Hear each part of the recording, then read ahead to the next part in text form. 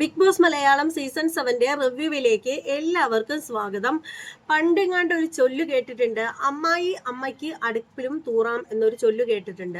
അത് തന്നെയാണ് ദേ ഇവിടെയും ഇപ്പൊ നടന്നു വരുന്നത്. കാര്യം മറ്റൊന്നുമല്ല, നമ്മുടെ അക്ബർ കിച്ചണിലേക്ക് വരികയാണ്. കിച്ചണിൽ വരുന്ന സമയത്ത് അവിടെ ആദില, നൂറ അവരൊക്കെ പച്ചക്കറിയൊക്കെ കട്ട് ചെയ്യുകയും അവിടെയുള്ള കിച്ചണിലെ ഡ്യൂട്ടികൾ ഓരോന്നായിട്ട് ചെയ്യുകയാണ്. ഒപ്പം നമ്മുടെ ആര്യനുണ്ട്. അപ്പൊ അങ്ങോട്ടേക്ക് നമ്മുടെ അക്ബർ വരികയും അക്ബർ അവിടെ ഇരുന്ന പച്ചക്കറികളിലും സവാളയൊക്കെ എടുക്കുകയൊക്കെ ചെയ്യാണ്. അപ്പോൾ ആ സമയത്ത് നമ്മുടെ ആദില നൂറ് ശ്രദ്ധിച്ച ഒരു കാര്യം എന്ന് വെച്ചാൽ, അവിടെയുള്ള മറ്റ് ആളുകൾ ശ്രദ്ധിച്ച ഒരു കാര്യം എന്ന് വെച്ചാൽ, അക്ബർ കൈ കഴുകാതെയാണ് വന്നിരിക്കുന്നത്. കൈ കഴുകാതെയാണ് ആ പച്ചക്കറികളിലൊക്കെ തൊട്ടിരിക്കുന്നത്. അതിനു മുമ്പായിട്ട് ചൊറിഞ്ഞും പറഞ്ഞും പുള്ളിക്കാരൻ ഇരിക്കുന്നതും ഇവർ കണ്ടതാണ്.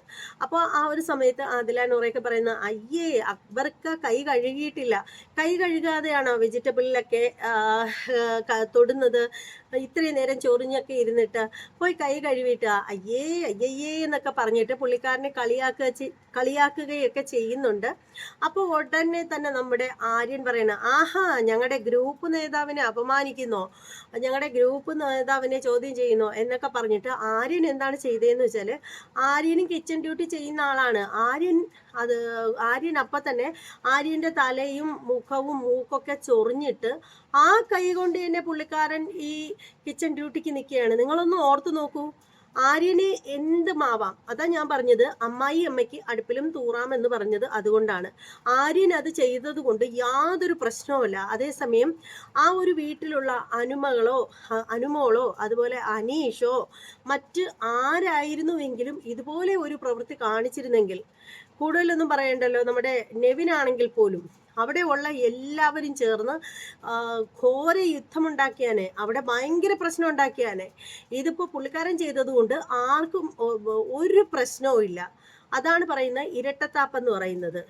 ഇരട്ടത്താപ്പ് എന്ന് പറയുന്നത് ഈ ഒരു കാര്യത്തിനാണ്. പിന്നീട് ഇതിനു മുമ്പ് നമ്മൾ കണ്ടിട്ടുള്ള ഒരു കാര്യമാണ് നമ്മുടെ ജിസയിൽ ചപ്പാത്തി പരത്തിക്കൊണ്ടിരുന്ന സമയത്ത് പുള്ളിക്കാരത്തേക്ക് ചൊറിഞ്ഞിട്ടാവാം ആ പരത്തിയ ചപ്പാത്തിയുടെ ഉരുളയോടുകൂടി കക്ഷം ചൊറിയുന്നുണ്ടായിരുന്നു. കക്ഷം എന്ന് പറഞ്ഞാൽ പുറമേ പോലും അല്ല ചൊറിഞ്ഞത്, ഉടുപ്പിനകത്തൂടി കൈയിട്ടിട്ട് കക്ഷം ചൊറിയുന്നുണ്ടായിരുന്നു. അത് കണ്ടിട്ട് അതിന്റെ മുമ്പിലും വാഴകൾ ഉണ്ടായിരുന്നു. പക്ഷെ അതൊന്നും കണ്ടിട്ട് ആ ഒരു മരവാഴകൾക്ക് ഒന്നും തോന്നിയില്ല എന്നതാണ് ഏറ്റവും കഷ്ടം. അപ്പോൾ നിങ്ങൾക്ക് എന്താണ് ഇത് കണ്ടിട്ട് തോന്നുന്നത് എന്ന് വെച്ചാൽ, നിങ്ങളുടെ അഭിപ്രായം എന്താണെങ്കിലും കമന്റ് ബോക്സിൽ രേഖപ്പെടുത്തുക. ഇനി മറ്റൊരു ടോപ്പിക്കുമായി വീണ്ടും കാണാം. എല്ലാവർക്കും ബൈ.